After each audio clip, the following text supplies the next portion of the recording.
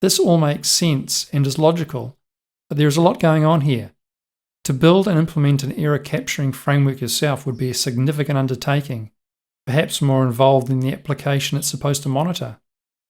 As this scenario is common to all software projects, it's not surprising that there is a raft of products designed to help developers integrate exception capture and bug tracking with development workflow. Products like Raygun will collect exception data from your application, help you prioritize and diagnose the issue, and then link to a development workflow like Jira or Zendesk. As it happens, Azure's relatively new App Center has just the features you need to capture and analyze exception data with very little effort. Setting up an app for error tracking in App Center is easy. Navigate to appcenter.ms. Click Add New App. In the Add New App dialog, give your app a name and select the release type. Release types are what you might expect: Alpha, Beta, Enterprise, Production and Store. Or you can create your own custom release name. Then select the OS and platform. There is a wide range of OS and platform support, although there is currently no support for JavaScript-based SPA apps, which does seem like quite an oversight. There is a link at the bottom of the dialog to tell Microsoft if you are using another platform, and I would encourage you to do so. Integrating basic error detection into your application is quick and simple. Start by installing the Microsoft App Center Crashes package into your project. Add the using statement to your source code. Before you can use App Center Crashes, you must start the SDK with appcenter.start. You need to supply the app secret that you obtained when registering your application with the App Center, and the type of services you want to use. In this case, that parameter will be type of crashes. We are going to record exceptions and crashes. That is an exception that causes the application to crash, as opposed to a caught exception. Looking first at a typical try-catch scenario, we can call the crashes.trackError method of the SDK within the catch block.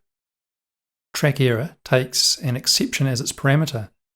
The Crashes SDK also has callbacks that can be used for processing error reports from a previously crashed session or getting user feedback from the UI. The callbacks need to be set up before calling appcenter.start. Conversely, you need to start the App Center SDK before calling any of its methods.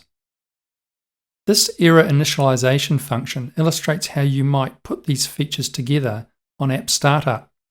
Firstly, we set up our callback, saying we only want to process an error report if it isn't a blue screen of death. Next, we start the App Center. Then we find out if the application crashed out the last time it ran. If it did, we get the crash report from the last session and display a message to the user. This last session functionality is very useful, as it allows us to easily figure out if the last session went badly and let the user know that we know all is not well and action will be taken to remedy the problem.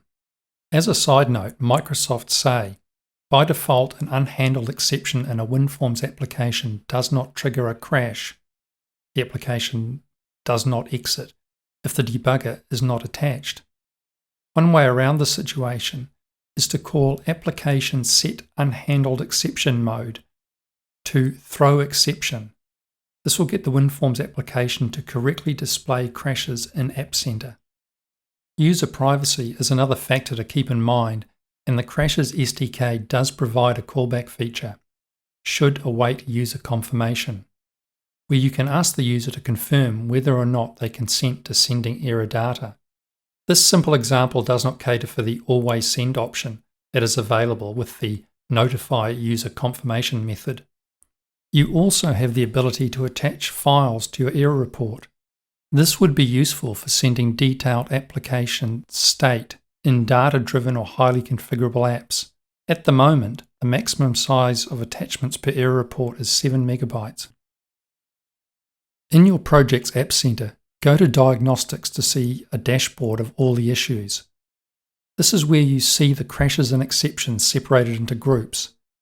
A group is all of the instances of a particular crash or exception. I did find it interesting that the grouping is based on the location within the code as a whole, rather than the location within a function as identified by its signature. The main form table's LB click crash is exactly the same exception, but the one that occurred most recently on line 153 was after I added the error initialization function above it. Clicking on a group will take you through to a detailed view. Here we can see the stack trace plus the number of times the crash has occurred and the number of impacted users. What's particularly useful for mobile developers is a breakdown of devices and OSs that the crash has occurred on.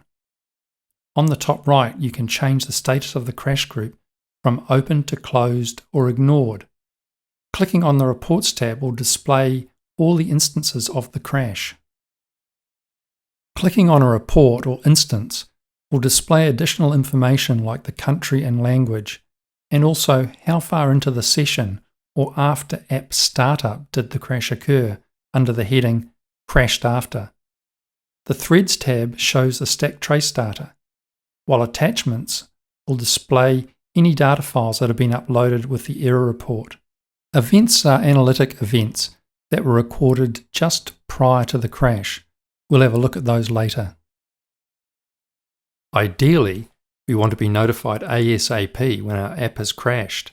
This can easily be set up by going into Settings and selecting Email Notifications. Then, under Crashes, select when you want to be emailed about a crash event. Your choices are immediately, daily, or never. On the right is an example of a cache group email. It has basic information with a link to the cache group.